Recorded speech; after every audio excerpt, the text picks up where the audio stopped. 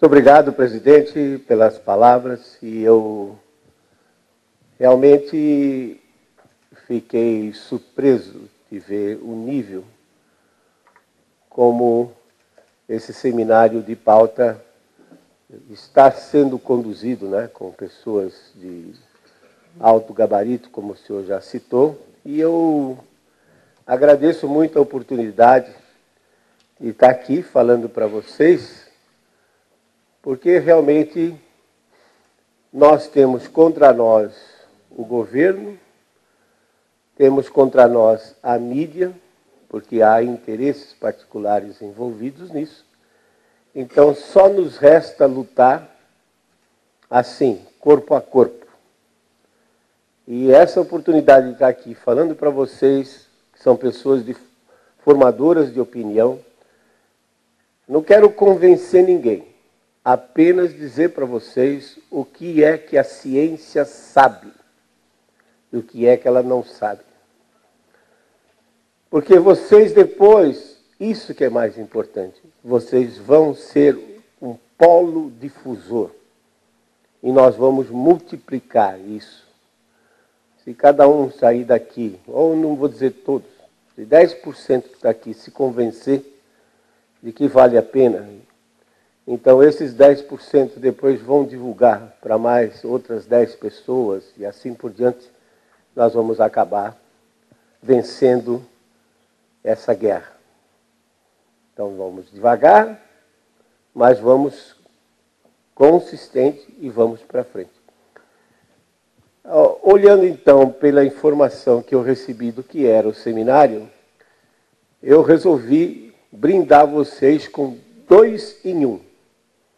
Em uma palestra, vocês vão saber sobre a farsa da destruição da camada de ozônio pelos compostos de cloro, flúor, carbono, os gases de refrigeração. E também nós vamos falar sobre esse tal de aquecimento global, que, como o presidente falou, são manobras, na realidade, para manter o país colônia. Nós achamos que somos independentes, né? Mas quando a gente começa a pensar e analisar esses fatos que aparecem, na realidade a gente percebe que ainda a gente é colônia. Então está aqui, eu criei uma receitazinha de como vocês podem criar uma pretensa crise ambiental e, obviamente, no caso desses países, tirar proveito dela. Então, qual é, e vocês vão ver que todas elas se enquadram atualmente nesse esqueminha. Primeiro, você utiliza um fenômeno que é conhecido cientificamente, mas de que não é do domínio público, e que é de difícil compreensão para o público e também para os nossos negociadores. No caso, a maioria diplomatas que não têm conhecimento sobre o assunto. Uma vez que você identificou, você passa, então, a criar um terrorismo em cima dele, dizendo que a culpa é do homem. E você, então, consegue instalar uma falsa crise global. Tem que ser global.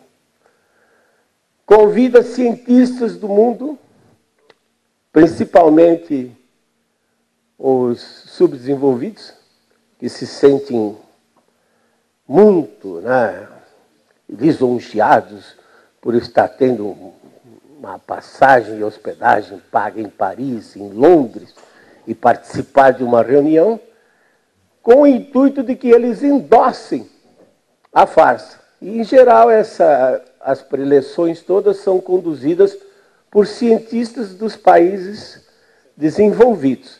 Então, vão para lá e endossam essa farsa.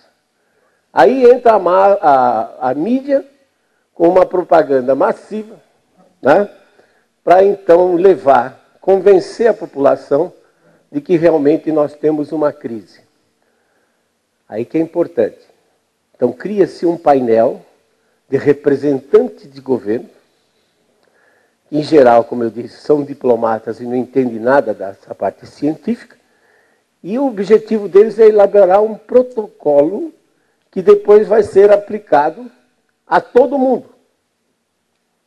Só que quem não for signatário do protocolo sofre sanções econômicas.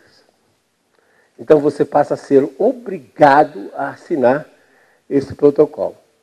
E para fechar tudo isso, você dá um prêmio Nobel para alguém que se destacou no processo. É verdade, algum cientista que se destacou. E aí, para começar a refletir desde agora, isso é, na realidade, neocolonialismo. No colonialismo tradicional, o reino mantinha tropas na colônia para garantir a ordem e a exploração dos recursos naturais. No Brasil, a história diz que Tiradentes se rebelou e foi esquartejado. No colonialismo moderno, não se faz por tropa. Mesmo porque custa caro. Se bem que alguns paizinhos por aí ainda continuam mandando tropas para o Oriente Médio, etc., para garantir o petróleo deles, né? Mas normalmente se faz o domínio pelo quê? Pela tecnologia, pelo sistema financeiro e agora, mais recentemente, nessas últimas 3, 4 décadas, pela falsa ciência. Neocolonialismo. Governança global é uma tentativa dos países desenvolvidos, não é teoria da conspiração, não. Diz, não, você é adepto à teoria da conspiração. Não é isso, não. É que quando você analisa os fatos friamente, você percebe que não é uma mera coincidência. Eles são orquestrados, como vocês vão ver. Então, vou dar aqui 2 exemplos. O da destruição da camada de ozônio pelos CFCs e o do aquecimento global produzido pelo homem. E vou depois preparar vocês para o terceiro que está vindo aí, que esse sim é bem dirigido ao Brasil. Muito bem. Camada de ozônio e o buraco de ozônio. A hipótese que foi lançada, então, é que o cloro, que estava contido nos compostos de clorofluorcarbono, como os freons, por exemplo, que são gases de refrigeração, estaria destruindo a camada de ozônio na razão de 2,7% a cada 10 anos. Olha que precisão. De onde saiu? Programa das Nações Unidas para o Meio Ambiente. Terrorismo associado a ele. Os CFCs, então, vão destruir a camada de ozônio, vai entrar mais radiação ultravioleta no planeta, vai destruir, extinguir milhares de espécies, porque o ultravioleta, ele é um bactericida, um biocida potente, e, acima de tudo, vai aumentar o número de câncer de pele nos humanos. Então, essa era o terrorismo. Para cada 1% da destruição da camada de ozônio, entraria 2% de ultravioleta a mais, extinguindo a vida na Terra. Então vamos ver, para vocês depois concluírem, se isso é possível ou não, onde está localizada a camada de ozônio. Temos aqui, em altitude, 20 quilômetros, 40 quilômetros, etc., da superfície. A primeira camada é a troposfera, nela a temperatura decresce com a altura. Por exemplo, aqui nós estamos 25, 30 graus, mas na altitude que voa um jato comercial é 45, 50 abaixo de zero. Então, nesses 10 quilômetros, tem uma diferença de 70, às vezes 80 graus entre a superfície. Mas aí chega num ponto que há uma inflexão, chamada inversão de temperatura, e aí a temperatura começa a subir em função da formação do ozônio. A formação do ozônio, então, se dá a 40, 50 quilômetros de altitude e é basicamente constituída pelo seguinte: como é que o ozônio se forma? Radiação ultravioleta do tipo A é uma radiação que tem menos energia. Essa daí é extremamente importante para os seres humanos. Essa radiação, que é ultravioleta, que aliás eu ouvi falar que vai passar hoje à noite no Globo Repórter, a radiação ultravioleta, ela ativa as enzimas que produzem a vitamina D, que é fixador do cálcio no nosso organismo. Então, ela é extremamente importante para constituir o nosso esqueleto. Mas as outras duas têm muita energia, e a UVC, em particular, é semelhante ao raio-x. Realmente, ela consegue penetrar na sua pele. Como ela é de alta energia, o que ela faz é o seguinte: nós temos o gás oxigênio, constituído de 2 átomos. O O2, que é o gás que a gente respira.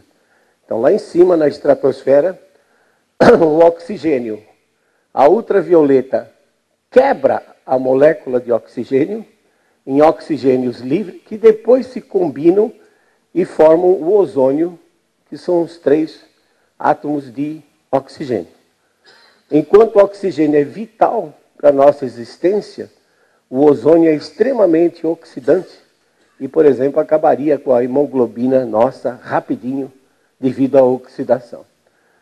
Existe a reação inversa em que o próprio ultravioleta destrói o ozônio, o O3, e volta a recombinar, formando o oxigênio. Mas nas condições da estratosfera, particular pressão e temperatura, prevalece a formação do ozônio. Então já começa aí o primeiro erro, quando dizem que a camada de ozônio filtra o ultravioleta. Ela não filtra o ultravioleta. A afirmação correta é: para que o ozônio se forme, o ultravioleta é consumido. Ele é utilizado na formação do ozônio e, portanto, se ele é utilizado, ele não chega até a superfície. Do que depende o ultravioleta? Depende da atividade do Sol. Aqui você tem um ciclo de manchas solares, e isso nós já temos há cerca de 400 anos, desde que Galileu começou a observar o Sol. No ciclo de manchas, o Sol, então, apresenta praticamente 0 manchas. Vou explicar o que é a mancha. A mancha é uma região do Sol mais fria. O Sol tem uma superfície em torno de 6.000 graus, e as manchas têm em torno de 4.500, 4.000. São as regiões onde está havendo subsidência, ou o material da superfície do Sol está entrando para dentro do Sol, e essas regiões são regiões de campo magnético extremamente forte e temperatura mais baixa. Então, o contraste da temperatura em volta com a temperatura dessas manchas, elas provocam, então, grandes explosões solares e tempestades solares. Em princípio, quanto mais manchas o Sol tiver, mais ativo ele está e mais produzindo mais energia e mais ultravioleta. Então, o Sol parte de 0 manchas, atinge um número máximo de manchas em cerca de 4 anos e depois decresce nos próximos nos próximos 7 anos. Então, cada ciclo desse dura da ordem de 11 anos, aproximadamente.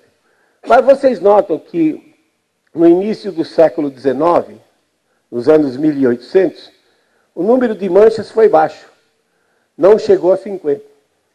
Depois subiu e, novamente, no início do século XX, o número de manchas também foi baixo.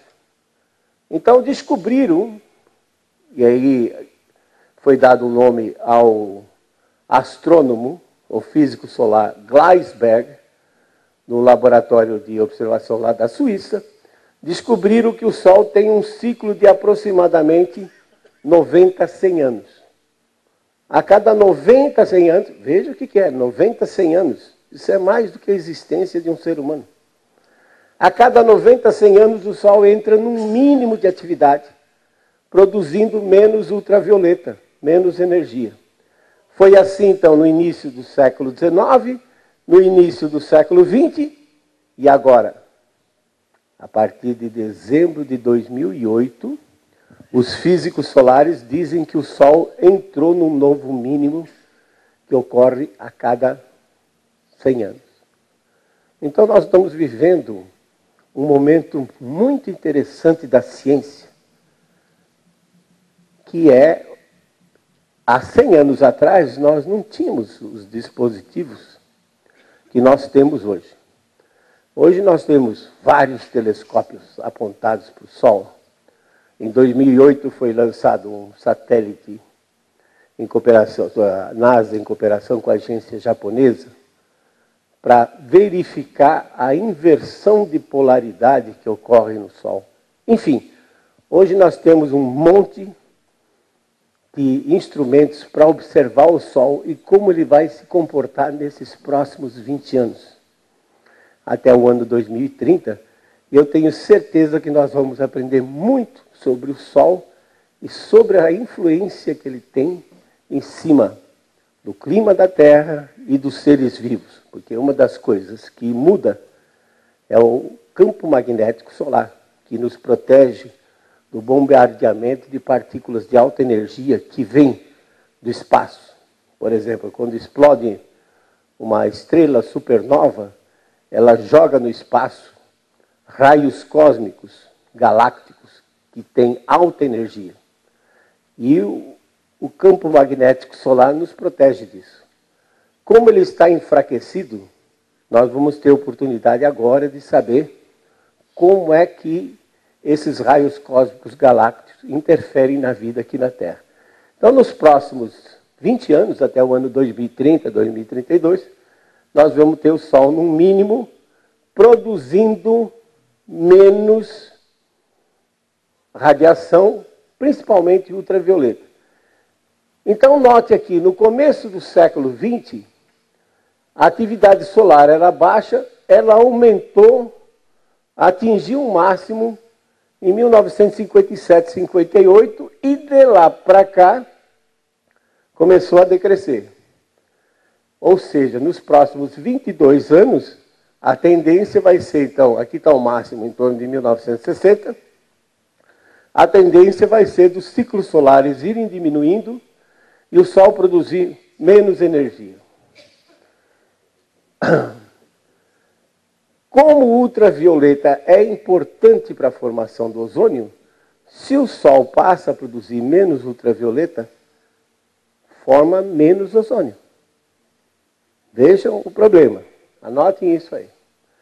Então, há evidências que a camada de ozônio esteja reduzindo, ou seja, esteja se afinando, como se diz no popular? Não há evidência. O que há evidência é que existe essa variabilidade natural que ocorre nesse período de 100 anos. Que é muito para a humanidade, que antes a gente nem se preocupava. Olha então, por exemplo, essas medidas feitas em Arosa, na Suíça, desde 1926. Quando o Sol estava, como eu disse, em grande atividade na primeira metade do século XX, o ozônio estava lá em cima. Depois que o Sol atingiu o máximo e começou a decrescer a produção de ultravioleta, a concentração de ozônio também foi decrescendo. Então você vê claramente que quem comanda a concentração de ozônio na camada é o ultravioleta solar. O que aconteceu foi que, quer dizer, não acontece assim aleatoriamente, veja bem. Os físicos sabiam os geofísicos sabiam que o Sol ia estar no máximo, em 1957, 58, tanto assim que foi planejado o Ano Geofísico Internacional, 57, 58, onde então fizeram um esforço para observar o Sol e campo magnético terrestre, etc. E nessa oportunidade estabeleceram começaram a estabelecer, convidaram os países, começaram a estabelecer uma rede de medição de ozônio. Eu também, quando estava no INPE, Instituto Nacional de Pesquisas Espaciais, também fui fazer várias medições de ozônio. Da superfície, a gente entendeu o que está acontecendo lá em cima, a 30, 50 quilômetros de altitude. Então, a rede internacional foi estabelecida exatamente no período que o Sol estava no máximo e que o ozônio também estava no máximo. Então, já não foi coincidência, porque já estavam planejando isso. Ora, se você estabelece uma rede, começa a medir quando está no máximo, o que você espera que venha depois? Um decréscimo, claro. Tá? Alguma vez alguém detectou uma molécula de CFC na região de formação do ozônio? Nunca. Nunca foi detectada. Mesmo porque a molécula de ozônio, ela é em torno de 5 vezes mais pesada do que o ar. É como você pegar uma bolinha de aço e botar em cima da água num copo e querer que ela fique flutuando. Como é que uma molécula dessa vai escapar da minha geladeira, pular a janela, e aí devagarinho subir até 40, 50 quilômetros de altitude para destruir o ozônio, quando na realidade ela não conseguiria passar, mesmo que subisse, ela não conseguiria passar dessa inversão de temperatura. Você imagina que quando o ar está quente, ele é mais leve, menos denso. Quando ele está frio, ele é mais pesado, mais denso. Então você imagina isso aqui, água, e isso aqui como sendo óleo. Eu nunca vou conseguir que o óleo fique debaixo d'água. Por mais mágica que eu faça, boto no liquidificador a água, boto o óleo, mexo daqui para lá, quando para, o óleo vai para cima. A mesma coisa. Quer dizer, uma molécula que está mais fria, ela jamais poderia chegar lá, além do fato dela ser 5 vezes mais pesada do que o ar. E além disso, os CFCs produzidos pelo homem, eles são as únicas substâncias que contêm cloro no mundo? Claro que não. Olha, os oceanos produzem 600 milhões de toneladas de cloro anualmente. Os vulcões lançam 36 milhões de toneladas de cloro por ano. Só a erupção do Monte Pinatubo, em junho de 1991, lançou 300 vezes mais cloro do que o homem lança por ano. Quer dizer, o homem levaria 300 anos, tá, para igualar a quantidade que o vulcão lançou só num tirinho que ele deu no meio da estratosfera. E os CFCs estão aqui, ó. Quer dizer, 600 milhões, 36 milhões, 5 milhões de queima de biomassa, que aí também rendeu um prêmio Nobel, porque queimando a Amazônia, nós estamos destruindo o ozônio. A erupção do Pinatubo, 2 milhões de toneladas de cloro, e o homem, 0,0075. Sem contar que no caso do buraco do ozônio, a imprensa não fala que existem 12 vulcões ativos na Antártica, dos quais dele, o Monte Erebus, tem 3 crateras a cerca de 4.000 metros de altitude. Então ele injeta 1.230 toneladas de cloro por dia, diretamente na estratosfera. Isso ninguém fala, 60 vezes mais do que o homem. Portanto, a natureza tem uma contribuição muito maior, a do homem é insignificante comparado com os processos naturais. E aí vem a história. Como é que isso surgiu? Então, um sujeito, cientista, chamado Mário Molina, na Universidade da Califórnia, mostra em laboratório que o ozônio é destruído pelo cloro.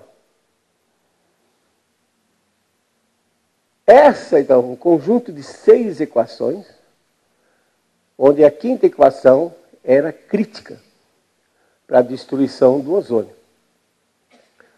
Em 1992, eu fui convidado para... Você vê que é velho já, né? 1992, já tem um tempinho.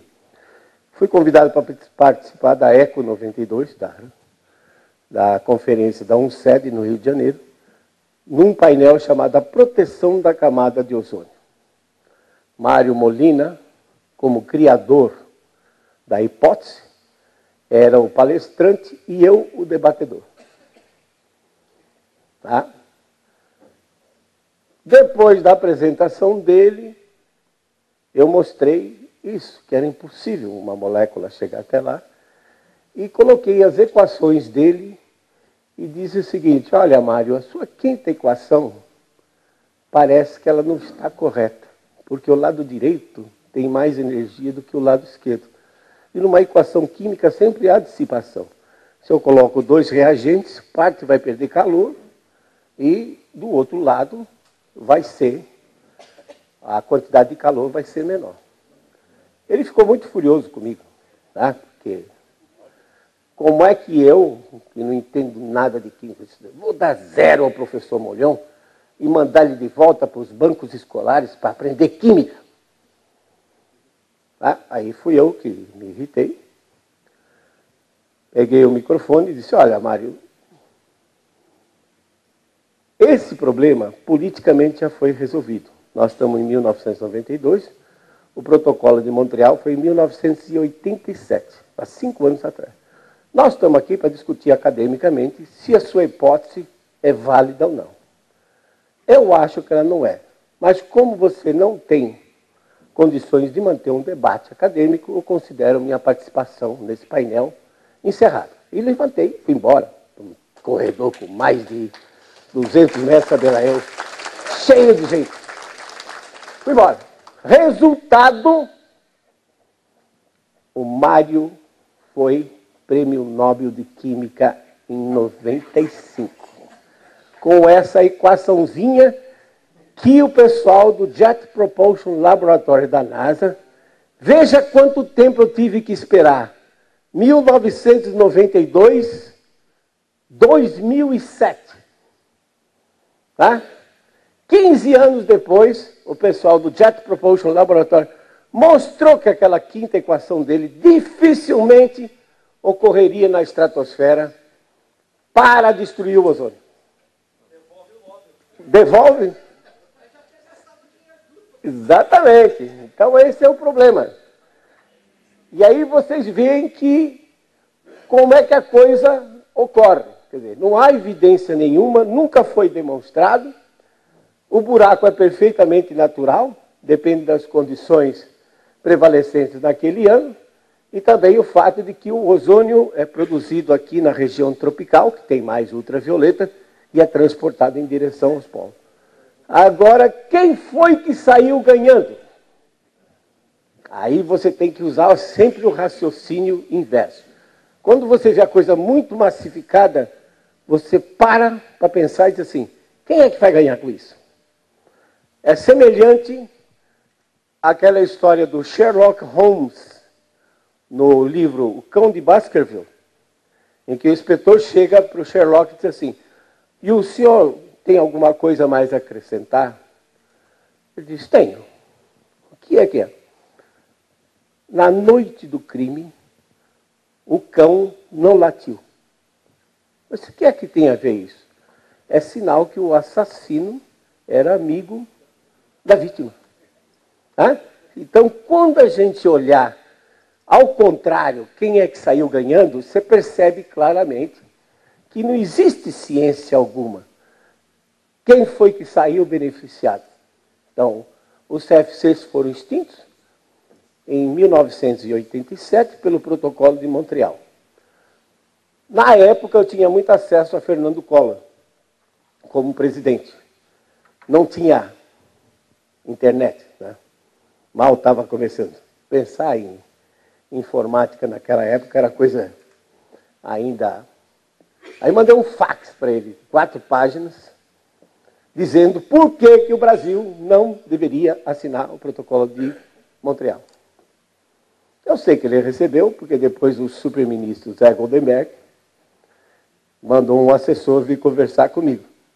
Mas, de fato, o Brasil acabou assinando o protocolo. Nós pegamos o nosso representante, numa reunião que teve um ano depois. Por que o Brasil assinou o protocolo de Montreal? Exigências do FMI para renovar a dívida externa. Olha a preocupação ambiental. Exigências do FMI. E o Brasil eliminou os CFCs. Quem saiu ganhando? 5 indústrias, cujas sedes estão nos países desenvolvidos, o G7. E lá é que eles pagam imposto sobre o lucro. Aqui eles são meros arrecadadores de IPI e ICMS que sai do nosso bolso. Mas o lucro que eles pagam lá, é lá que eles pagam. Ou seja, transferência de recursos de países pobres para países ricos.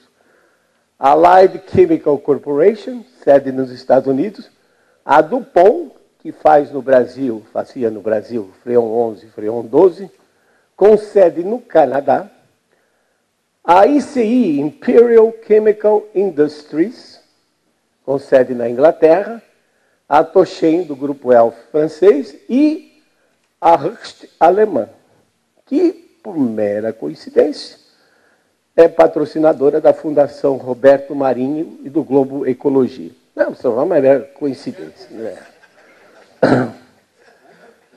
Então,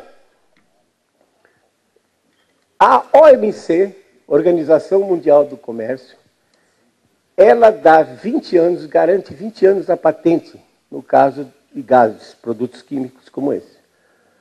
1987. Quando os CFCs foram substituídos, nós pagávamos por 1 quilo de Freon 12, em uma geladeira assim, tipo 400 litros, 450 litros, vai apenas 600 gramas do gás. Nós pagávamos $1,70 pelo quilo. Quando entrou o substituto, foi para $35. Ao longo do tempo, chegou a custar quase $50 o quilo. Mas nada como o tempo passando. 1987, com mais 20, a 2007. E a patente caiu em 2007. O resultado foi que os chineses entraram pesado no mercado e derrubaram de quase 50 para $2 o quilo de novo. Então, no ano passado, em junho, na sessão do Ministério do Meio Ambiente, no Diário da União, sai uma nota dizendo: o Brasil vai abandonar os substitutos do CFC porque eles continuaram destruindo a camada de ozônio.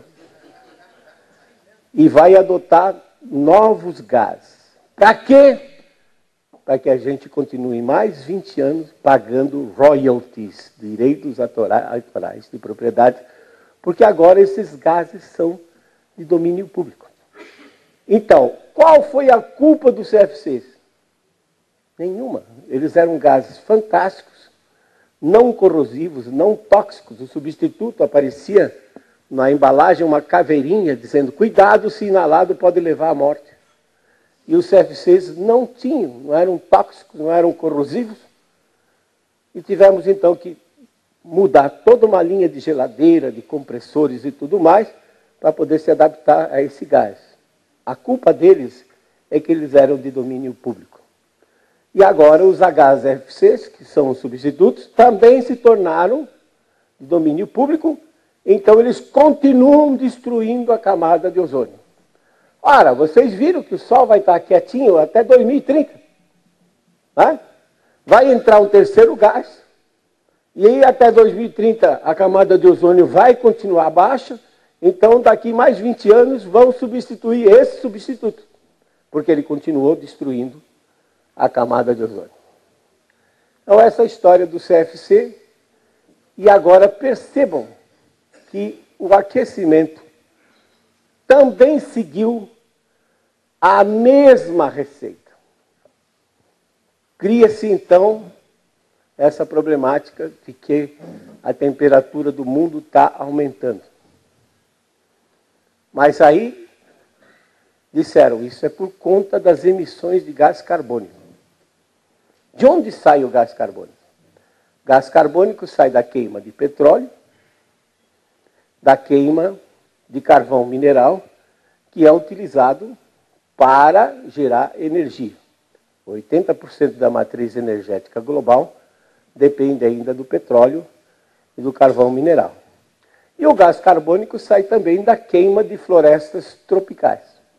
No caso, o Brasil, porque os outros praticamente já não têm mais floresta. Na Europa, há 1000 anos atrás, tinha menos floresta do que tem hoje. Foi tudo replantado. Então, vamos ver o que está acontecendo no caso do clima. A pergunta é, hoje está mais quente do que teve ao longo desses 4,5 bilhões de anos de existência do planeta? Não. Por exemplo, uma das maneiras que os cientistas tentam ver como é que era o clima passado é usando testemunhos. Tipo, pega uma árvore que tem aí 2000 anos, a árvore, todo ano ao crescer, ela coloca um anelzinho diferente. Então, se a madeira daquele anel for densa e estreita, você sabe que a árvore passou por um estresse hídrico, não teve toda a água que precisava. Se o anel for largo e a madeira menos densa, você sabe que ela teve chuva abundante, as temperaturas foram ótimas. Então, analisando a sequência de anéis de uma sequoia, por exemplo, que tem mais de 2000 anos, você infere como foi o clima no passado. Um dos testemunhos mais badalados atualmente são os cilindros de gelo. O que é isso? Vai para uma região como a Antártica, o Ártico, né, Groenlândia, onde tem capas de gelo bastante espessas. Perfura com uma broca oca e retira o cilindro de gelo. E no gelo, quando ele se cristaliza, fica aprisionado bolhas de água, de ar. Você pode ver na sua forminha de gelo, caso um cubinho de gelo, que muitas vezes você encontra bolhas de ar. E às vezes bolhas grandes. Eu boto na minha caipirosca um cubo de gelo desse, e de repente eu ouço uma explosão. Ao derreter, aquele ar que estava aprisionado saiu e provocou aquele pequeno estrondo. Então o ar fica aprisionado. Aí o que eles fazem? Retiram essas bolhas de ar e fazem análise. Quanto gás carbônico tinha, quanto metano tinha e assim por diante. E como a capa de gelo em Vostok, na Antártica, era muito espessa, 3.600 metros de gelo. Eles conseguiram reconstituir os últimos 420 mil anos. 420 mil anos, usando então, analisando a composição química das bolhas de ar e fazendo a datação do gelo à medida que vai... Porque leva muito tempo para esse gelo ir acumulando. A precipitação na forma de neve na Antártica é um negócio muito pequenininho, então leva milhares de anos para ir acumulando o gelo. Então essa figura aqui já é conhecida, publicada já em 99, portanto não é de agora, né? Aqui está o passado, 420 mil anos atrás, e aqui está o presente. A curva preta é a temperatura variando na escala aqui à direita. 0, -2, -8 graus com relação à média, que é essa linha pontilhada de hoje. E a curva em azul é a variação da concentração de gás carbônico medida aqui na escala à esquerda.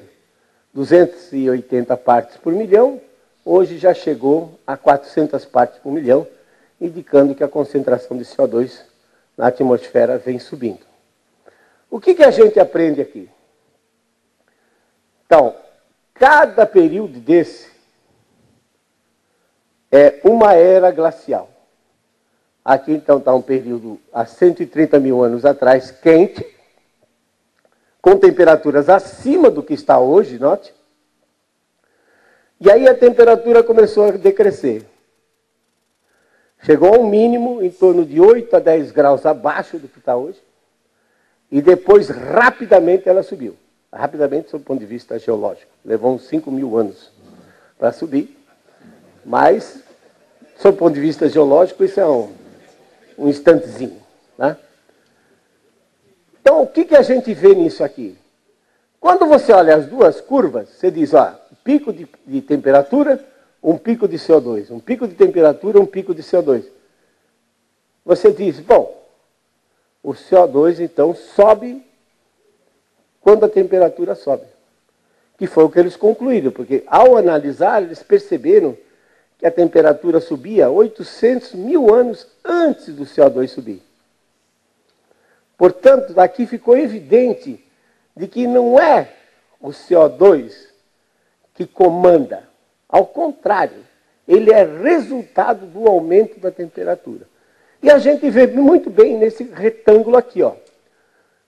No último interglacial, há 130.000 anos atrás, em que as temperaturas estavam mais elevadas do que hoje, o pico de CO2 também foi alto e a temperatura começou a cair.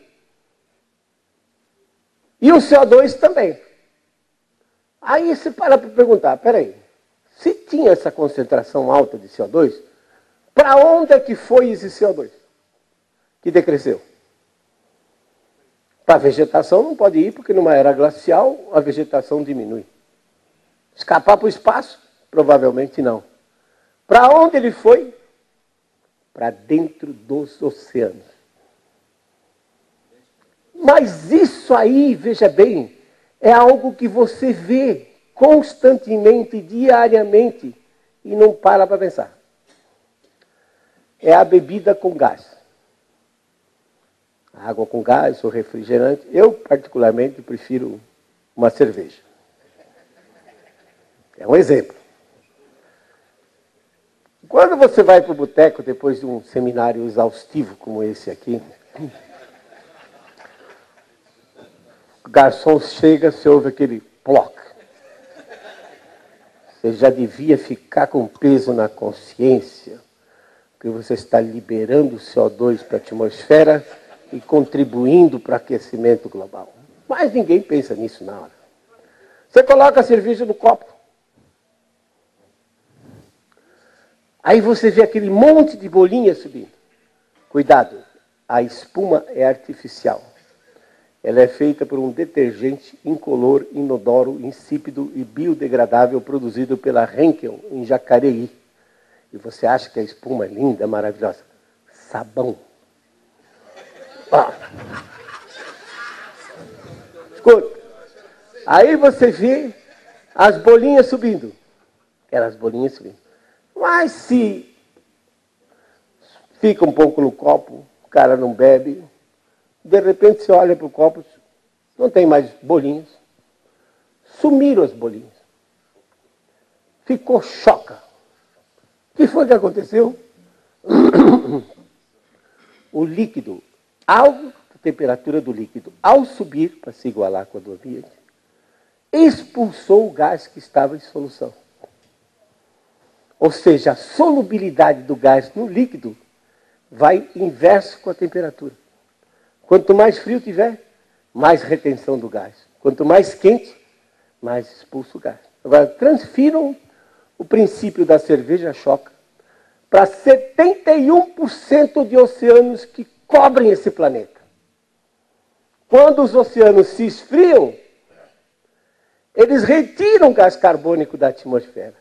Quando eles se aquecem, eles jogam gás carbônico para a atmosfera. Então, o grande controlador do CO2 na atmosfera terrestre não é o homem. E sim 361 milhões de quilômetros quadrados de oceanos que cobrem a nossa terrinha de 510 milhões de quilômetros quadrados. Então, o CO2 é controlado pelo oceano. E note que interessante que nós estamos aqui no presente, os 3 últimos interglaciais, Isso que me surpreendeu, porque esse estudo saiu na revista Nature em novembro de 2009, há 4 anos atrás. E a revista Nature é uma defensora do aquecimento global, mantida pelo governo inglês. Me surpreendeu isso, o fato de sair esse artigo dizendo que nos 3 últimos interglaciais, 130 mil, 240 mil, 320 mil anos atrás, as temperaturas foram 6 a 10 graus mais elevadas do que esse interglacial que nós estamos vivendo. Qual era o CO2 que o homem colocava na atmosfera há 130 mil anos atrás? Não, talvez um churrasquinho de uma caça que ele fizesse, mas não a ponto de mudar, fazer a temperatura ficar 6 a 10 graus acima do que é hoje. Então está muito claro nisso que o homem não tem nada a ver com o CO2 que está na atmosfera. Nos últimos 10 mil anos, ocorreram pelo menos 3 períodos quentes. Um deles, marcante, o romano, entre 500 anos antes de Cristo e 200 anos depois de Cristo, em que permitiu aos romanos dominarem a Europa e o Oriente Médio. Por quê? Estava quente, chovia mais, a agricultura era farta e o povo estava saciado, sem fome. Já você pega um período entre 1350 depois de Cristo até início do século XX, na minha opinião, em que passou pela chamada pequena era glacial, em que as temperaturas ficaram 2, 3 graus abaixo do que está hoje, frustração de safra, fome, doenças. Estima-se que só a peste negra na Europa tenha matado mais de 70 milhões de pessoas ao longo desse período. Povo com fome, revoluções sociais, dos quais a mais importante nessa história é a Revolução Francesa de 1789. O povo estava com fome, depois a monarquia cortou a cabeça e implantou um regime democrático, depois se estendeu e fez com que, por exemplo, todos os países da América do Sul tivessem a sua independência a partir do século XIX. Bolívia, Equador, 1810, 1812, e o Brasil de 1822. Então, a Revolução Francesa, que foi desencadeada por um problema climático, frio, frustração de safra, fome e doenças, foi que então desencadeou tudo mais. E nos últimos 130 anos, nós já temos dados de termômetro medido. Só que a tecnologia de termômetro também mudou bastante, né? De mercúrio passou a ser elétrico, hoje digital. Mas dá para a gente ver bem claramente, isso são dados, não é achismo não, são dados mesmo. Está aqui, fonte dos dados, Climate Research Unit, Unidade de Pesquisa do Clima, da Universidade de East Anglia, na Inglaterra, desde 1880 até 2004, vocês percebam o grande salto na temperatura, são média de 8 estações, que houve entre 1920 aproximadamente e 1940. Qual era o CO2 que o homem colocava na atmosfera nesse período? Praticamente nenhum, porque nós temos registros logo depois da guerra, 1945, 46, que mostra que o homem, naquela época, emitia da ordem de 6% do carbono que emite hoje. E fato interessante é que depois da Segunda Guerra, quando os aliados tomaram as indústrias dos países do eixo, como Alemanha, Itália e Japão, aí começou uma industrialização globalizada, a industrialização se acelerou, foi obrigado a gerar mais energia elétrica, queimando petróleo e carvão, e, no entanto, a temperatura, quer dizer, foi lançado mais CO2 na atmosfera, e a temperatura, na realidade, decresceu até meados da década de 70. E até hoje, no Ártico, as temperaturas ainda são mais baixas do que eram no final da década de 30.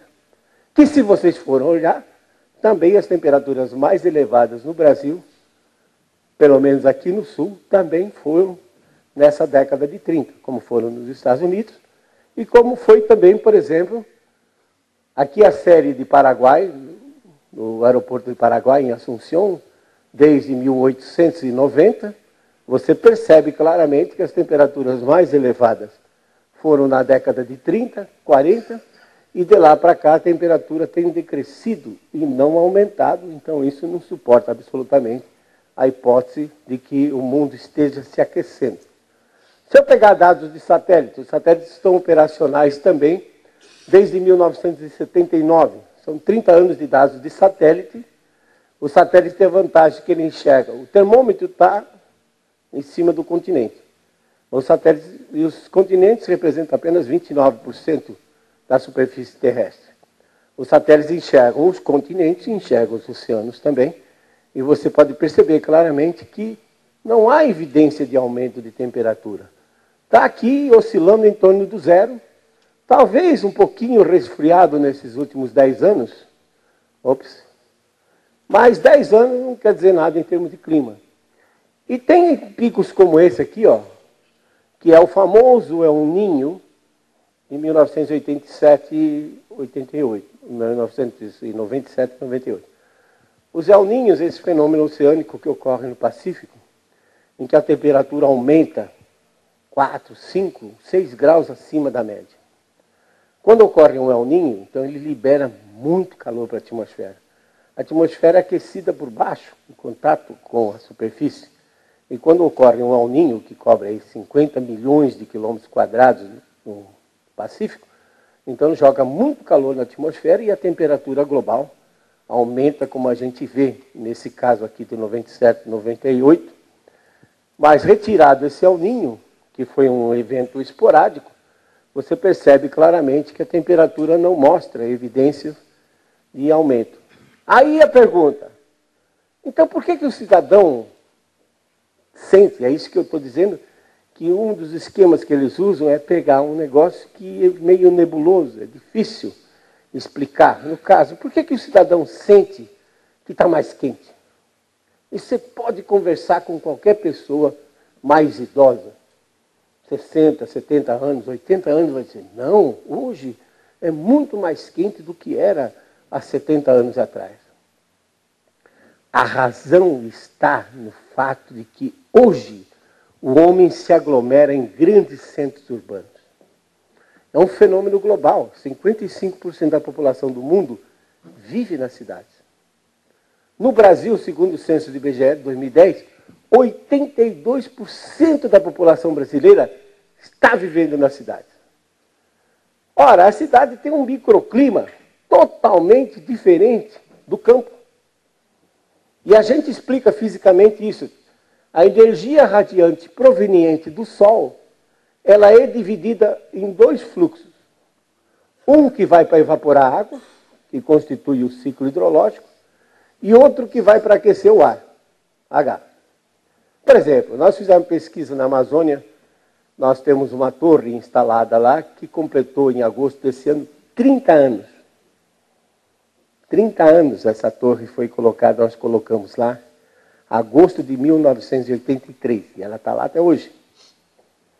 Quando a gente faz a análise, a gente vê que na Amazônia, 80% da energia disponível vai para evaporar água, e apenas 20% para aquecer o ar. Tá? Você imagina então que é São Paulo no centro da cidade, num dia de verão, ao meio-dia.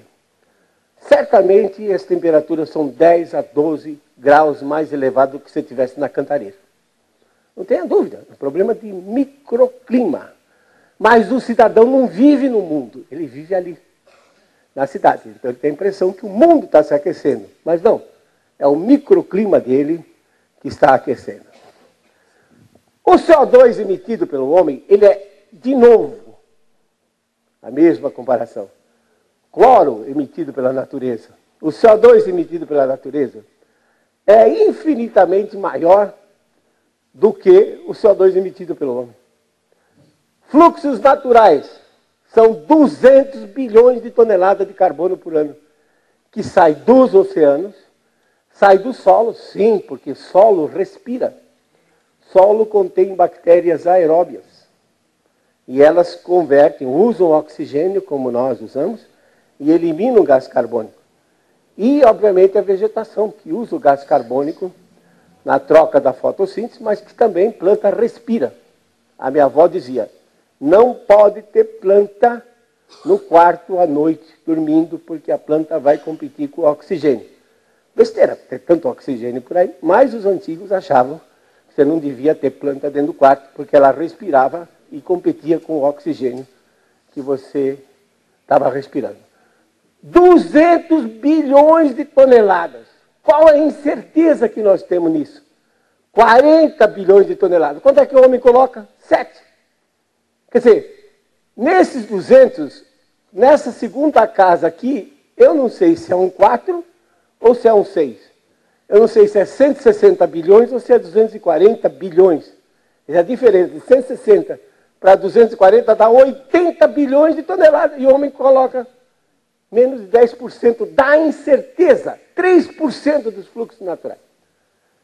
Para que gastar dinheiro com isso? Isso é um erro nas contas. Né? Já que o erro nas contas é 2 casas. Isso aqui é apenas a primeira. Então, em cálculo numérico, a gente aprendeu que se eu não conheço a segunda casa, eu nem discuto a primeira. Muito menos coloco uma vírgula e 10 casas decimais depois. É absolutamente ridículo. E o metano é um outro gás, considerado gás de efeito estufa, de aquecimento do planeta.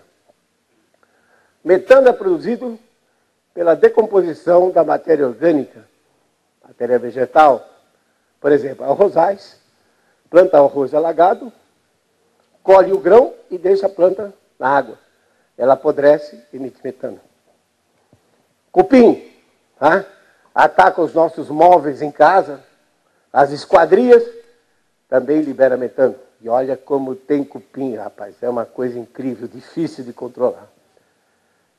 Mas os ruminantes, até aqueles bichinhos lindinhos, fofinhos, bonitinhos, que a gente costuma contar quando está com insônia. Carneirinhos. Pensa como são terríveis esses bichos. Ele come grama, fica virando de um estômago para o outro, depois libera metano pela frente e por trás.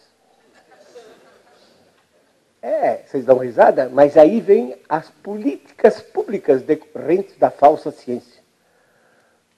O governo da Nova Zelândia queria taxar os criadores de carneiro porque o pum dos carneiros estava contribuindo para o aquecimento global. Você vê que besteira não acontece só nesse país, né? Sim. O Brasil, hoje, está com 204 milhões de cabeças de gado. Já pensou se a Dilma resolve que vai cobrar uma taxinha em cima de cada dessa cabeça, né? Então, vocês veem que realmente torna-se preocupante. Não, a Embrapa tem. A Embrapa tem um projeto de medir quanto metano o gado emite. Pura besteira, sabe por quê? Você poderia anotar a sua pergunta, depois a gente... Sabe por quê? Se você olhar o metano, nesses últimos 20 anos, ele está estável. No entanto, os arrozais, principalmente no Oriente, aumentaram em tamanho. Os ruminantes crescem hoje numa taxa de 17 milhões de cabeças por ano. Né? Como disse, o Brasil já está com mais de 200 milhões de cabeças de gado e o metano está estável.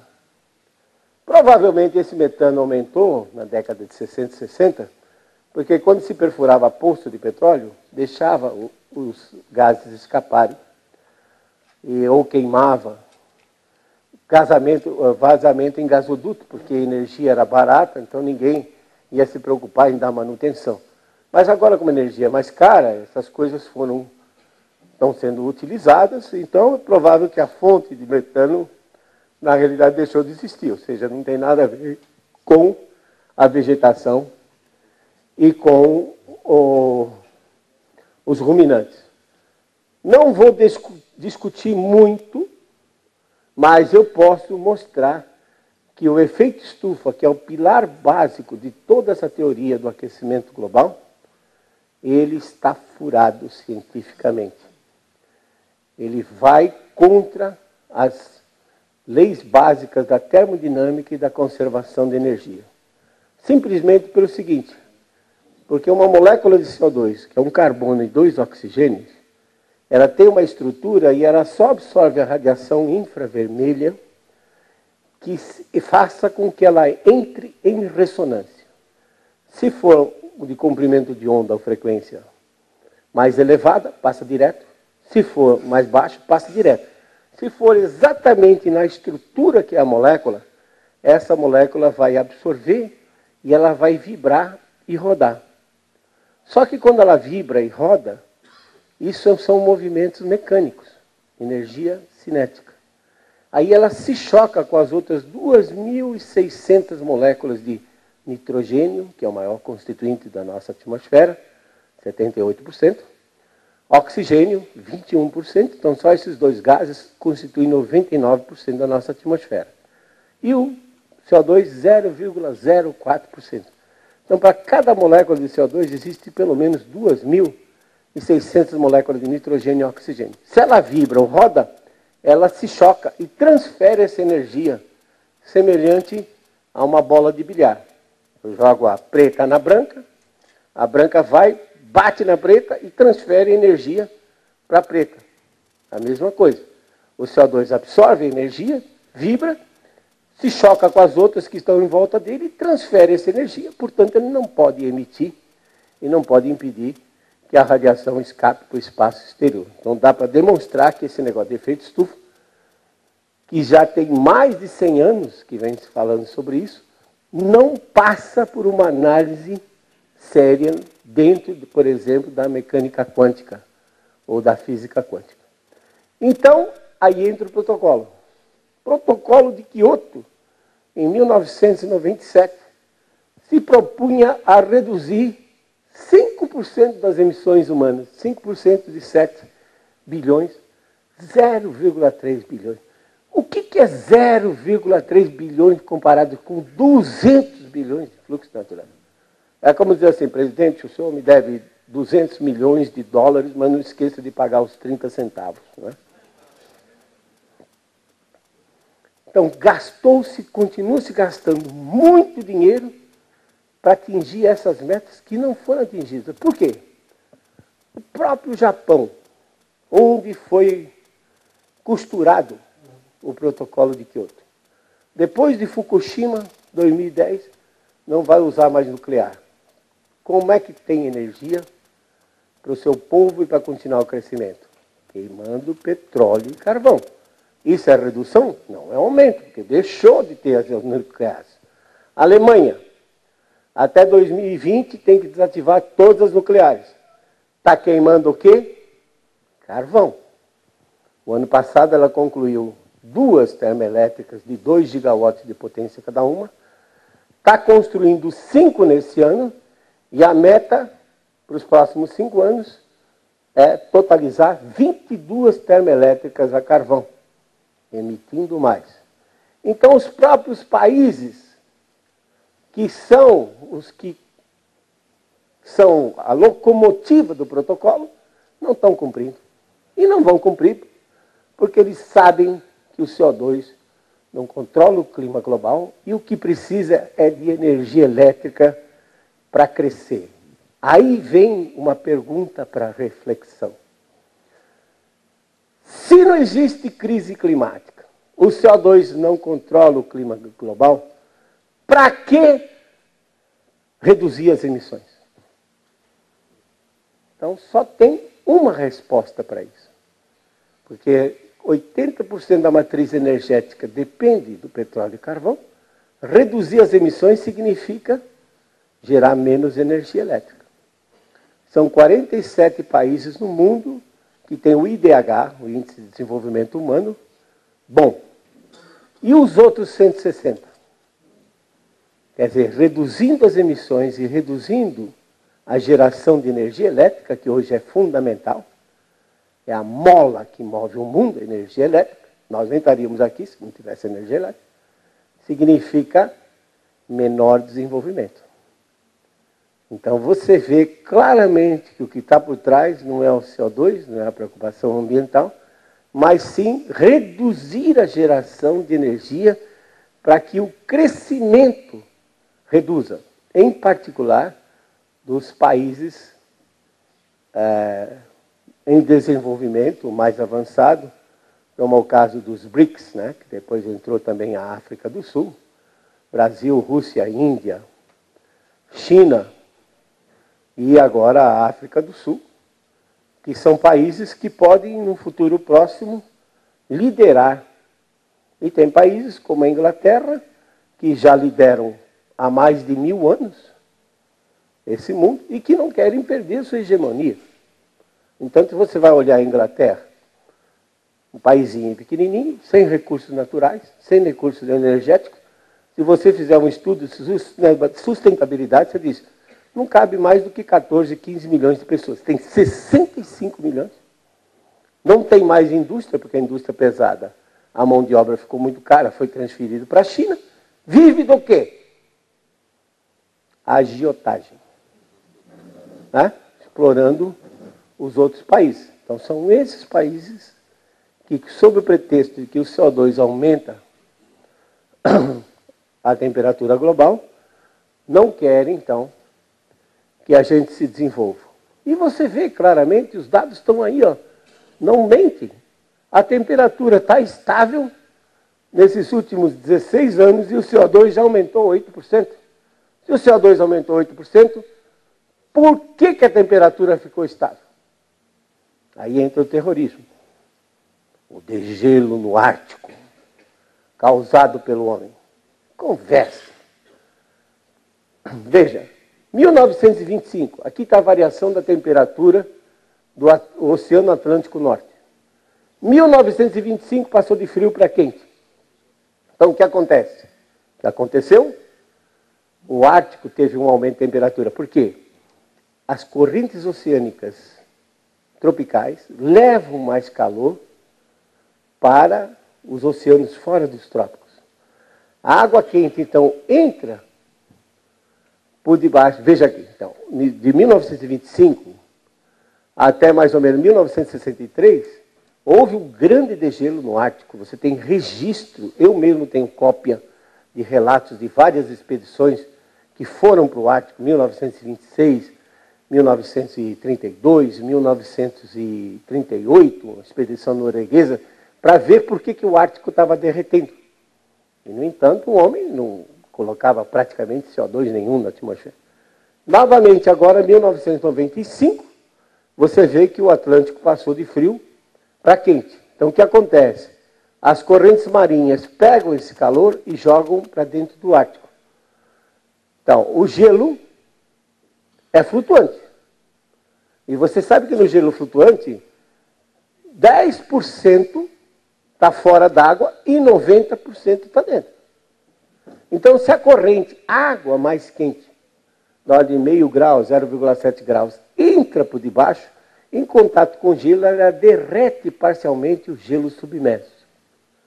E o gelo submerso já não tem mais força para aguentar a parte aérea.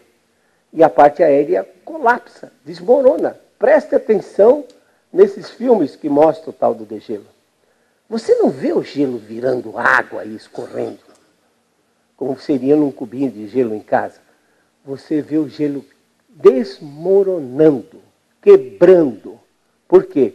Porque o que foi derretida foi a parte submersa, e não pelo ar quente, mas sim pelas águas mais quentes, que foram produzidas por maior transporte de calor das correntes marinhas em direção ao Ártico. Perfeitamente natural. Veja os dados. Universidade de Illinois, em Urbana-Champaign, esse site chama-se The Cryosphere Today, quer dizer, a criosfera de hoje. Aqui está a variação em milhões de quilômetros quadrados no Ártico. Note que a partir de 95 o gelo começou a decrescer. Deu um pico em 2007. Depois tinha se recuperado praticamente em abril de 2012. E agora em setembro de 2012, deu uma redução de 2,8 milhões de quilômetros quadrados. E aí, já em 2007, tinham dito o seguinte: no dia 22 de setembro de 2013, o Ártico estará completamente sem gelo. Para surpresa, enquanto em 2012 derreteu 2,8 milhões de quilômetros quadrados, agora em setembro só 1,2. Quer dizer, de um ano para o outro, nunca perceberam uma recuperação tão rápida, 1,6 milhões de quilômetros quadrados entre o ano passado e esse ano. De recuperação, que mostra claramente que são as correntes marinhas que controlam. E isso está ligado, pasmem vocês, assim, o Ártico, a Antártica, desde que os satélites estão operacionais, mesmo o site, os dados, você pode entrar na internet, pegar esses dados, o gelo continua crescendo na Antártica. Por quê? Que se a corrente circumpolar está mais quente, corrente oceânica, a Antártica é uma grande ilha. Então, se a água fica ligeiramente mais quente, evapora mais, e na hora que precipita, cai na forma de gelo e vai acumulando gelo em cima do continente antártico, que não é pequeno. O continente são 14 milhões de quilômetros quadrados, com uma espessura média de 2,3 quilômetros. Ou seja, são 30 milhões de quilômetros cúbicos de gelo em cima da Antártica. Pensa quanto uísque não dá para tomar com isso aí. 30 milhões de quilômetros cúbicos. E canta a caipirinha, né?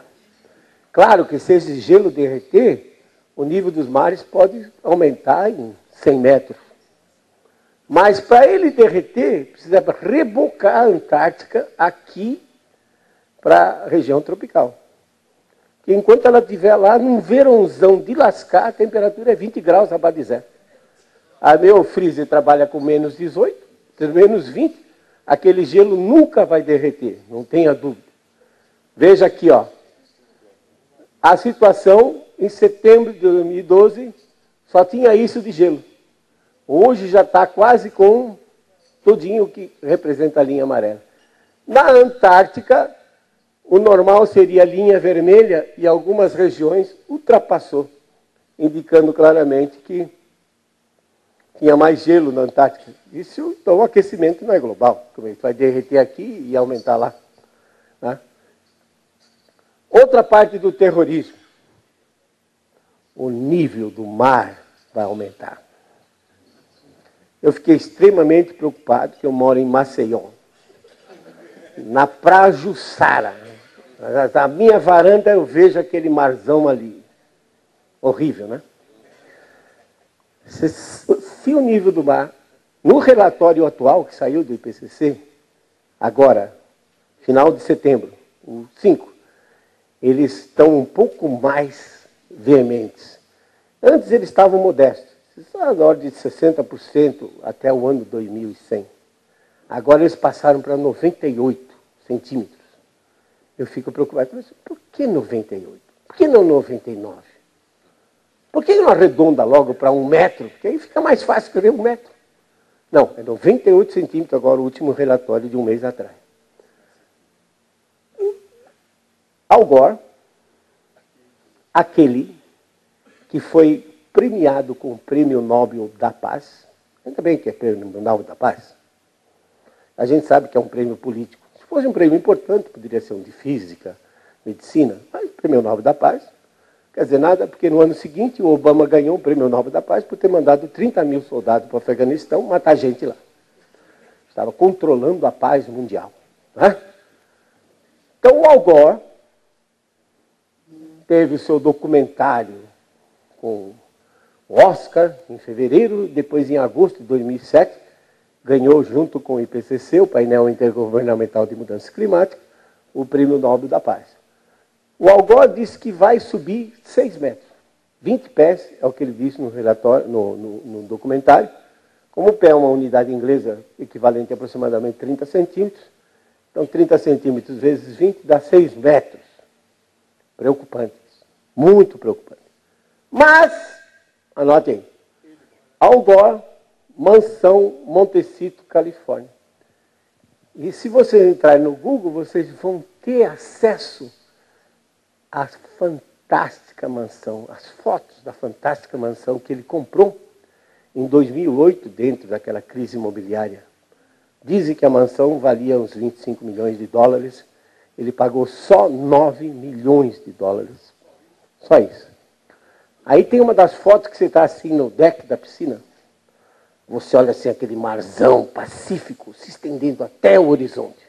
Aí eu fiquei pensando, caramba, um cara que está convencido de que o nível do mar vai subir de 6 metros, gasta 9 milhões de dólares para comprar uma casa ao nível do mar. O meu é o sexto. O meu é o sexto. Não, eu estaria mais ou menos salvo. Só tinha que trocar meu carro por uma lancha, e entrar pela janela, mas está tudo bem. Agora o Algor, então, já me aliviou. Né? Não, e muita gente pensa assim, tem alguém de Santos aqui? Então, já pensou, você lá, se o nível do mar subir de 6 metros, o que você ia fazer, né? Aí está a visão apocalíptica do History Channel. Manhattan, Nova York. Olha onde está a água. Vocês estão vendo aqueles táxis amarelos que são característicos de Nova York? Não, que eles foram convertidos em Yellow Submarines para poder chegar até o edifício. Era o que eu teria que fazer, né, se eu tivesse. Então, o nível do mar, eles dizem que subiu 2,7 milímetros por ano nesse período aqui, praticamente de 20 anos. Dá um total de 5 centímetros. Mas isso está perfeitamente dentro da variabilidade natural do sistema. Um ciclo lunar que vocês nunca ouviram falar. Primeiro, os dados de satélite mostram, então, que o nível do mar vinha subindo até 2006, 2007, e alguns dos satélites, como a Envisat, por exemplo, mostram que o nível do mar parou de subir. Deixou de subir. Então, o que está acontecendo? Vocês não conhecem. Quando se fala ciclo da Lua, todo mundo pensa na fase da Lua. Nova, crescente, 28 dias aproximadamente. Esse ciclo tem 18,6 anos. É quase a existência, né? Uma boa parte da existência do ser humano. Se ele começar a pensar aos 20, ele só vai ver 2 ciclos desse médio. Como é que isso funciona? Vocês não sabiam, mas os caras que fizeram Stonehenge, aquele amontoado de pedra que tem lá na Inglaterra, já sabiam. Você encontra em Stonehenge uma pedra com 19 buracos, em alturas diferentes, onde eles observavam esse ciclo lunar. É claro, na época não tinha televisão, tinha que ficar olhando para alguma coisa. O plano da órbita da Lua, ele tem uma inclinação com relação ao equador terrestre de 28,6 graus. Aí a Lua passando aí. Se hoje, a meio-dia, ela estiver no hemisfério norte, à meia-noite, 12 horas depois, ela vai estar no hemisfério sul. Então, o plano é inclinado com relação ao equador. Só que ele não é fixo. Ele varia. Quando ele está em 28,6, ele ocupa, a Lua domina quase metade da superfície terrestre. Entre 30 graus norte e 30 graus sul, nós temos 50% da superfície terrestre, e isso é constituído basicamente por oceanos. Passado 9,3 anos, o plano vai baixando e chega a 18,4, e depois volta mais 9,3 anos para o 28,6. Quando ele está em 18,4, a Lua atua dentro dos trópicos. Olha a diferença diária. Então, o que acontece? Quando a Lua está no máximo lunar, ela puxa gravitacionalmente a superfície do oceano. E a variação entre o mínimo de 18 e o máximo de 28 pode chegar, segundo estudos já publicados na década de 60, a da ordem de 12, 13 centímetros de variação. Portanto, qualquer balela que venham dizer que aumentou 2,7 milímetros por ano, 3,2 milímetros, está bem dentro da variabilidade natural e não tem que assustar ninguém. Fica frio, continua morando em Santos, que é um lugar legal para se morar. Curiosidade. Em 1841, o capitão Sir James Clark Ross mandou um marinheiro gravar um sinalzinho na rocha, na Ilha do Morto, na Tasmânia, onde estava o nível do mar naquela data. A foto é de 2004. Onde é que estava o nível do mar no dia da foto? Aqui a maré oscila 80 centímetros, indicando então claramente que não há evidência de que o nível do mar tenha aumentado nesses últimos 170 anos. Outro prato cheio de catástrofes são as catástrofes meteorológicas que eles vendem. É interessante que o aquecimento global ele pode realizar o seu sonho catastrófico. Se você gosta mais de secas, o aquecimento global produz secas. Não, você prefere inundações? Produz inundações. Mais furacões, mais onda de calor, tornado, tudo o aquecimento global faz. É só você querer, dependendo da sua preferência. 1877, 79. Foi a pior seca que o Nordeste brasileiro já passou, descrita por Euclides da Cunha, no livro Os Sertões, publicado em 1902. Euclides diz que morreram mais de 500 mil nordestinos. Dom Pedro saiu de Petrópolis e foi lá para o Ceará. E num discurso inflamado, ele inseriu a seguinte frase: venderei até a última joia da coroa para salvar o povo nordestino. Como o imperador sabidamente tinha várias mulheres, nós nunca soubemos quem foi a coroa que ficou sem as joias. São Paulo. Você acha que chove muito em São Paulo hoje? Nós fizemos um estudo com 19 pluviômetros na região metropolitana de São Paulo e um deles, principalmente, chamou a atenção. A Estação da Luz, logo aqui pertinho, tem dado desde 1888. Nós fizemos uma análise de chuva e vimos que a década que teve chuvas mais intensas, acima de 30 milímetros por dia, 1941, 1950, seguida pelas outras duas décadas, 50 e 60. Quer dizer, se voltar a chover em São Paulo o que chovia há 70 anos atrás, mudem de cidade quem for daqui. Vá para Maceió, muito agradável. Ondas de calor. Tá? Deu uma em 2003, disseram que era aquecimento global. Eu selecionei uma de 1896, no leste dos Estados Unidos. Porque ela está muito bem documentada, até com mapas meteorológicos e tudo. Fantástico, um trabalho fantástico. 1896. Matou mais de 3 mil pessoas só em Nova York. Qual era a população de Nova York em 1896? Percebam que foi uma grande catástrofe naquela época. Porque o CO2 que o homem emitia em 1896, furacões, o maior furacão que já entrou nos Estados Unidos foi em 1900. Quer dizer, há 114 anos atrás, desde lá não teve um furacão tão intenso quanto aquele. E as catástrofes do Rio de Janeiro? Janeiro de 2011. Onde mais de 1.000 pessoas, ou cerca de 1.000 pessoas desapareceram. Aquecimento global? Não. Se você for para trás, você vai ver que em 1967, Serra das Araras, pode entrar no Google, 1967, Serra das Araras. Desapareceram mais de 1.700 pessoas. 1967. Qual era a população do Brasil? Não sei. Eu só sei dizer que na Copa de 70 a gente cantava 90 milhões em ação. Hoje tem 201 milhões. Hoje tem muito mais gente para morrer.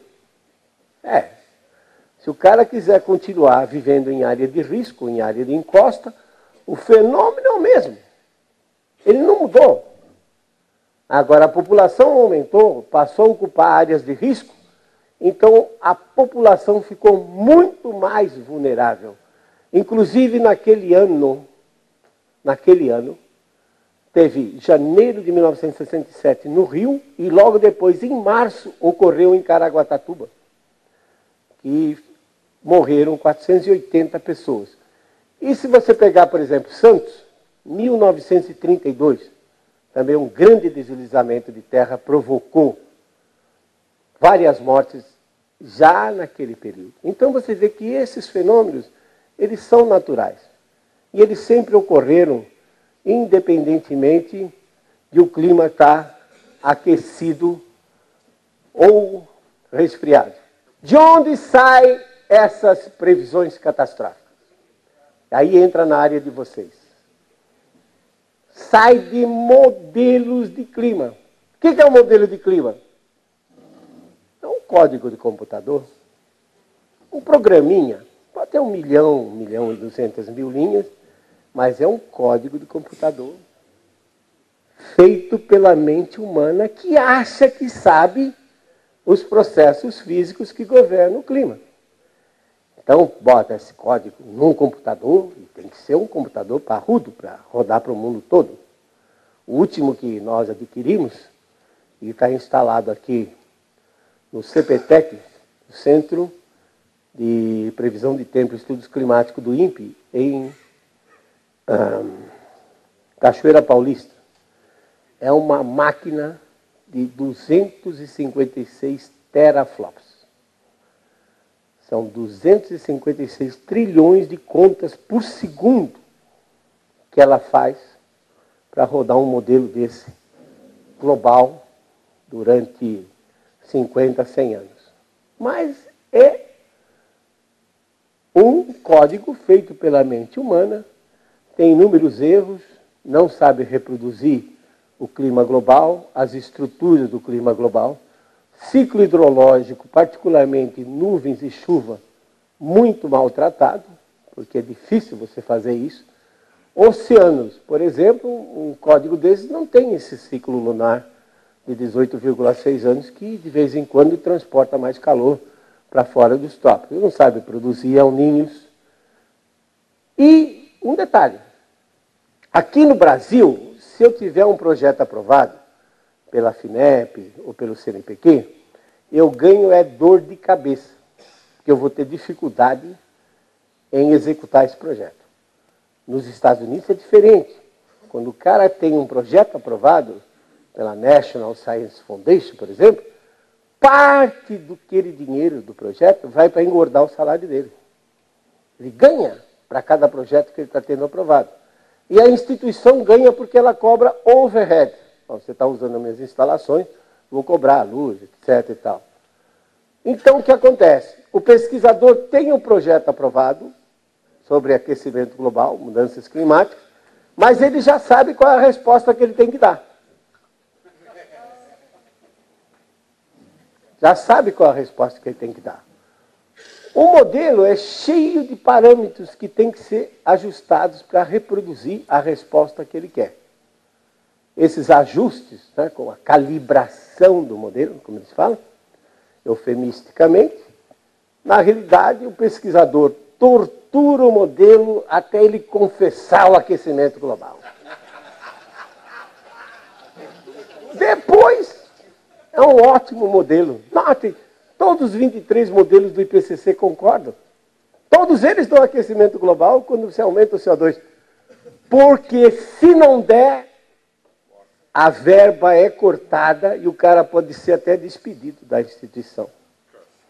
Então, tem que dar aquecimento global. É esse a causa de todo o terrorismo para 2050, para 2100. Agora, no mês passado, em agosto, o painel brasileiro de mudanças climáticas lançou um relatório onde diz que a produtividade da soja em 2050, no Centro-Oeste, vai cair de 20%. Vai chover 40% a menos na Amazônia, contrário a todo o senso físico, porque se você vive num planeta com 71% de oceanos, aumentando a temperatura, aumenta a evaporação, aumenta a chuva. E eles dizem que vai reduzir na Amazônia em 40%, 45% precisamente. O Rio Grande do Sul vai ter um aumento de 2,5 graus, vai poder plantar café no Rio Grande do Sul. Pasmem vocês, a geada de julho agora acabou com 62% do café do Paraná. Quer dizer, é fácil você prever para daqui a 2050, daqui a 2100 anos, porque quando chegar lá vai estar todo mundo morto e ninguém vai mais ser cobrado. É fácil, né? Além das ressalvas, né, professor? Além de tudo isso. Veja bem, modelos de clima, eles precisam ser validados. O que quer dizer isso? O modelo é bom? Então ele é capaz de reproduzir o clima passado, que eu já observei. Certo? Então eu tenho dados desde 1880, são 120 anos de dados, rodo o modelo e ver se ele reproduzir bem o clima passado, eu tenho mais confiança no que ele está tentando prever para 2050, 2100. Fizeram isso com o modelo de quinta geração da NASA, do Instituto Goddard, do KISS. E o resultado foi muitos erros, em particular, o modelo, ao tentar reproduzir o clima global, colocou 20% de redução de chuva na Amazônia, 20% a menos do que é observado. E a Amazônia é muito importante como fonte de calor para manter o clima atual, porque a umidade vem do Oceano Atlântico, é em cima da Amazônia que ela é convertida em chuva. E quando converte de vapor para água líquida, libera o calor que usou para evaporar, e esse calor então depois é distribuído no mundo todo. Então se ele erra na fonte, certamente vai errar em tudo mais. E felizmente agora os jornais ingleses, que são os mais defensores do aquecimento global, começam a perceber que a coisa não é bem assim. Então, The Economist, de 30 de março, disse, olha, o CO2 já chegou a 400 ppm, vocês disseram que a temperatura iria estar aproximadamente 1 grau acima do que está hoje, e na realidade as observações mostram que a temperatura não variou nesses últimos 16 anos. O Serviço Meteorológico Inglês, como diz assim, quietly, quer dizer, de boca bem fechadinha, nem fazer alarde, disse o aquecimento global terminou há 16 anos atrás. E agora? O famoso sistema de comércio de emissões, compra de carbono. O Parlamento Europeu, no dia 16 de abril deste ano, por 334 a 315, rejeitou a proposta de manter apoio para o sistema de troca de emissões. Chegou a valer 40 euros a tonelada, olha o preço que estava, 2,46. O UBS, União de Bancos Suíços, que é um dos maiores bancos do mundo, no relatório que mandou para os seus clientes no início desse ano, disse que a comunidade europeia perdeu 287 bilhões de dólares no mercado de carbono. Já pensou se esse dinheiro fosse utilizado para resolver dentro da própria Europa os problemas sociais que existem? E para terminar, o clima está mudando? Tá. Só que vai para um resfriamento nesses próximos 20 anos. Por quê? O Sol é a principal fonte de energia, e vocês se recordam que eu já mostrei esse slide, ele atingiu o máximo por volta de 1960, e agora a previsão é que ele permaneça, no mínimo, até o ano 2030, 2032. Olha aqui o previsto, e o Sol parece que não está querendo colaborar. Ele deveria estar seguindo essa curva, mas como nós entendemos muito do que o Sol faz, ele está fazendo essa outra aqui. Os oceanos estão se esfriando. Como é que nós sabemos disso? Hoje nós temos umas engenhocas fantásticas. São umas boias que ficam submersas, estáveis a 2.000 metros de profundidade. Não, 2.000 metros. Em média, os oceanos têm 3.900 metros de profundidade. Durante 10 dias, elas se deslocam com as correntes marinhas. Chega no 10º dia, ela incha, aí adquire mais flutuabilidade, sobe e vai registrando temperatura e salinidade. Chega lá em cima e transmite para o satélite. Quantas dessas boias vocês acham que nós temos hoje? Aí, ó. Cerca de 3.660 boias reportaram no dia 7 de outubro para o satélite. O que as boias estão dizendo? Contrariamente ao que os modelos de clima diziam, que ia armazenar calor, as boias estão dizendo que os oceanos estão esfriando. Então, quando você olha o Pacífico, que é o maior oceano do mundo, são 35% da área que ele cobre. Somando todos os continentes, dá 29%. O Pacífico sozinho, 35%. Você percebe que o Pacífico se aqueceu entre 1925 e 46, quente. Depois de 47 e 76 esfriou. Depois de 77 a 98 se aqueceu de novo. É esse aquecimento aqui que eles estão dizendo que é culpa do homem. E agora o Pacífico está se esfriando. Claro, as boias dizem isso. Então você faz um mapa de como estava a temperatura da superfície do Pacífico. Aqui está Estados Unidos, Brasil, Austrália, China. E você percebe que de 1946, ou 47 a 76, quando o Pacífico se esfriou, a configuração da temperatura era essa. Ó. Olha agora nesses últimos 13 anos. Vejam que a situação está muito semelhante àquele período onde houve um resfriamento de 47 a 76. Portanto, os oceanos estão se esfriando, o Sol está produzindo menos energia, e eu não tenho dúvida que nós vamos para um novo período de resfriamento. Não é uma era glacial, não. É um ligeiro resfriamento de 0,3, 0,4 graus, seguindo o ciclo. Quer dizer, quando o Pacífico se aqueceu, a temperatura do mundo aumentou. Quando o Pacífico se esfriou depois da guerra, em que houve um aumento das emissões, a temperatura diminuiu.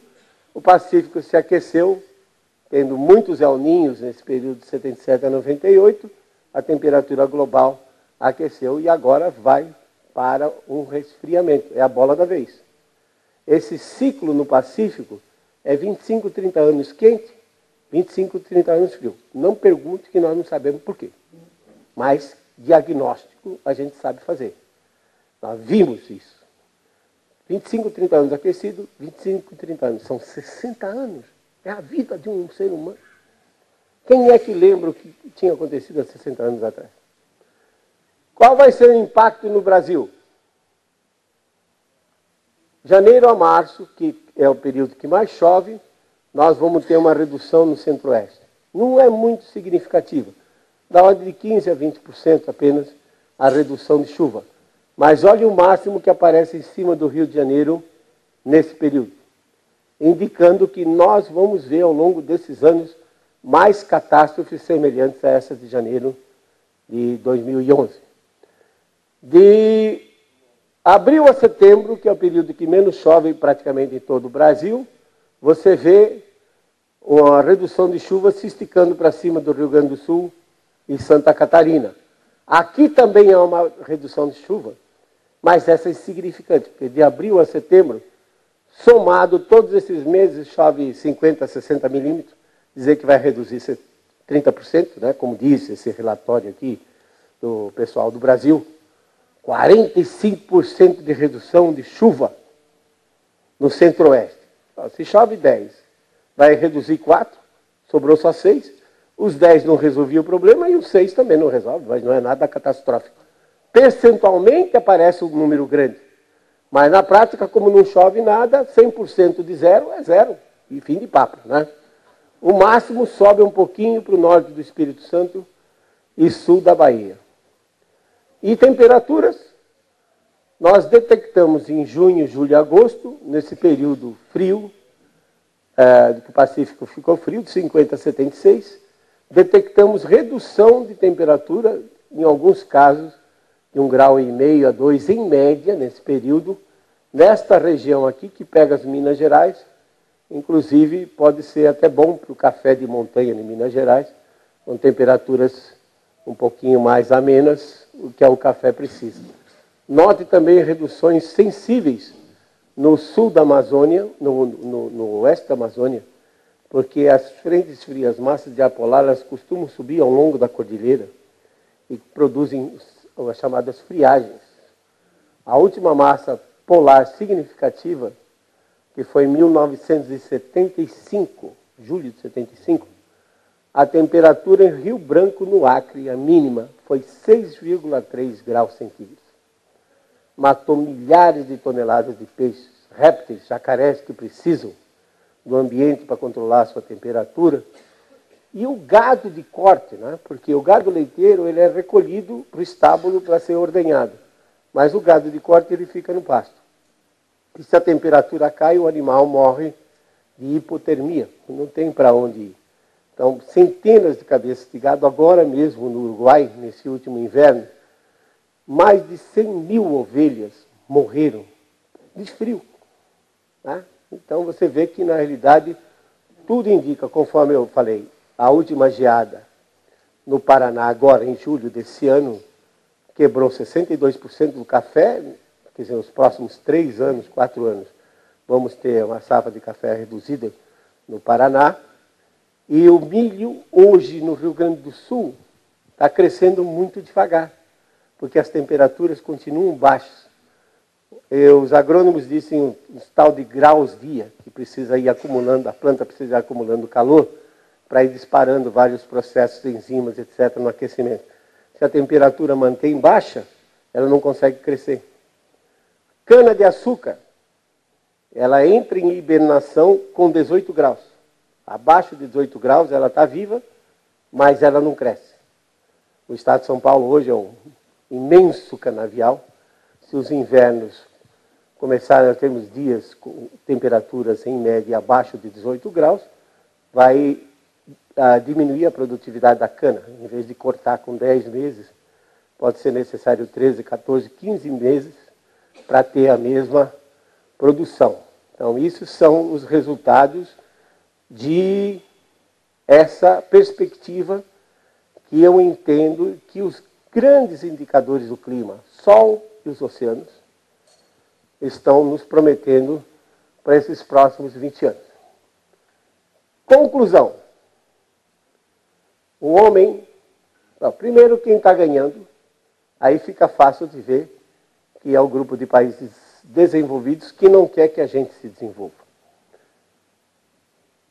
Então, comércio de energias renováveis é um outro setor que está ganhando. Aí ficam vendendo para nós energia eólica, por exemplo. A Alemanha desistiu de energia eólica porque o balanço que eles fizeram nos últimos 10 anos, os aerogeradores só rodaram 16,3% do tempo.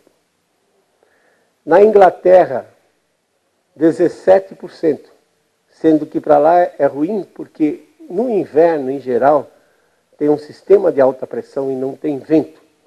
Nesse inverno de 2011 e 2012, os aerogeradores só rodaram 7% do tempo e eles precisam de energia elétrica para calefação.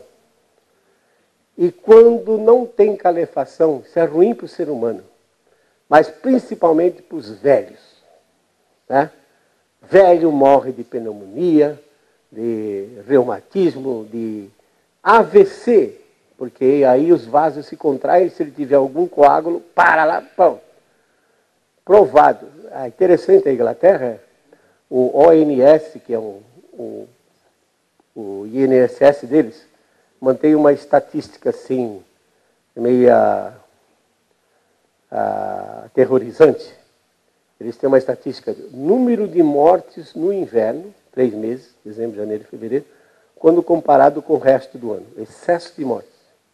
Então, você pega anos como 2005, quase 50 mil pessoas, idosos, morreram acima da média. o esperado. 50 mil. Um país desenvolvido. O inverno de agora, de 2012, 2013, era esperado ser frio. O que a Inglaterra fez? Colocou a Bolsa Eletricidade. Tá? Toda casa com pessoas acima de 65 anos tinha direito de 170 libras por mês para poder pagar energia para não morrerem de frio. Então fica muito claro, eu poderia até argumentar que as próprias petrolíferas são as que estão interessadas. Porque, veja bem, em 73 houve um choque do petróleo. O petróleo custava 3 dólares o barril, passou para 30 dólares, depois se estabilizou em 10, 12. 40 anos depois, o petróleo já passou por 150 dólares o barril, se estabilizou em torno de 100 dólares. De 43 para 2013, em 40 anos, passou de 3 dólares para 100 dólares. Quem é que está ganhando com isso? Então está na cara que as grandes petrolíferas, como Exxon, Shell, BP, podem estar ganhando com isso. A única que não ganha é a Petrobras, porque o governo está enfiando a mão nela. Atenção! Escrevam o que eu estou falando. O ozônio já está bem equacionado. O aquecimento global não vai emplacar, porque a temperatura faz 16 anos que está estável e a tendência é resfriar. Portanto, o aquecimento global vai ser esquecido, mas vem aí a terceira grande falcatrua. Chama-se Painel Intergovernamental da Biodiversidade e Serviços Ambientais. Escrevam isso que eu estou falando, que já estão preparando um protocolo e as discussões vão ser em cima disso. E claro está que isso está focalizado muito em cima do Brasil. Que o Brasil hoje produz muito grão a custo baixo. Isso incomoda. Então eles querem evitar que o Brasil continue crescendo, expandindo sua agricultura e que venha a se tornar um líder nisso. O painel da biodiversidade vai indicar que nós não vamos poder mexer na Amazônia, porque eles acham que a Amazônia não é nossa. Eles consideram a Amazônia um patrimônio da humanidade, uma reserva para o futuro, para eles. E nós? Painel da biodiversidade. E uma das coisas que os economistas têm mais dificuldade é quantificar os impactos ambientais. Aí vão criar serviços ambientais para tentar medir quanto custa preservar uma floresta, por exemplo. Então prepare-se, porque essa daí vai estar bem dirigida para nós. Clima varia por causas naturais. Eventos extremos sempre aconteceram, antes com o clima mais frio, depois com o clima mais quente. São eventos de tempo, não são eventos de clima. CO2 não controla o clima global. CO2 não é um gás venenoso, não é tóxico. O CO2 é o gás da vida. Pensa na hipótese absurda de se acabar com o CO2 nesse planeta. O que ia acontecer?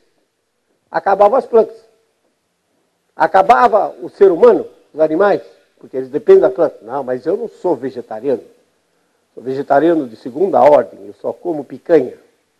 Sim, mas o boi tem que crescer antes de virar picanha. Então, CO2 é fundamental. Quanto mais CO2 tiver no planeta, as plantas agradecem. CO2 é comida de planta. Já foram demonstrados centenas de ensaios agronômicos que mostram que quando você dobra o CO2 para 800 partes por milhão, triplica 1.200 partes por milhão, as plantas crescem 30% a 50% melhor na sua produtividade. Até cana-de-açúcar, aqui em São Paulo foi demonstrado um aumento de 40% na produtividade. Quanto mais CO2 tiver, melhor. No Jurássico Superior, há 150 milhões de anos atrás, o CO2 estimado pelas rochas era 8 a 10 vezes superior à atual. A produtividade das plantas eram tão grandes que as lagartixas viraram dinossauro de tanto que elas tinham que comer. Então, Então, lembre-se disso. CO2 é importante.